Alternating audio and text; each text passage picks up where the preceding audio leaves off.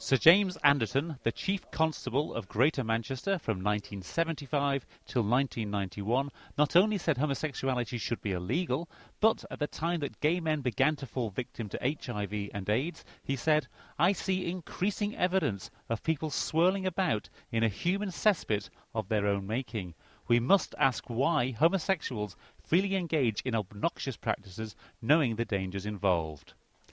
Fast forward to 2008, and Peter Fahey, who'll take over as Greater Manchester's Chief Constable next month, will be marching with fellow officers and staff in support of the Gay Pride Parade. It's hard to imagine James Anderton doing anything like that. Today is the first day of the annual Manchester Gay Pride Festival. It's been running now for 18 years, so how have attitudes to homosexuality changed during that time?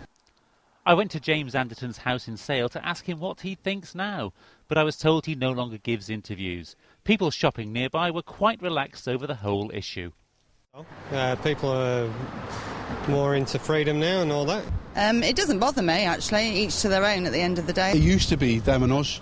Now it's everybody together. I mean, nobody cares what you're at anymore, did he? It's been an enormous change. There's been a huge change in legislation. Nowadays we've got civil partnerships, we've got protection and employment in the provision of goods and services, but also there's been a huge change in public attitude. There's far more openly lesbian and gay people in public life, in the media. It's much, much more acceptable these days to be lesbian and gay than it was even 18 years ago.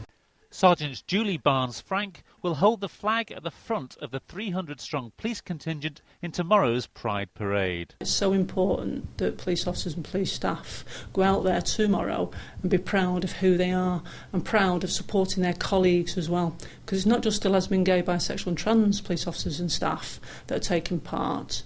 You know, our heterosexual colleagues and friends and families are as well. I remember Manchester in the 1980s when James Anderton was talking about gay men swirling in a cesspool of their own making. The police regularly raided bars and clubs in the village. Nowadays we've got a really active lesbian and gay group within GMP. The fact we've got the Chief Constable on the parade is hugely significant. Richard Butt, Channel M News.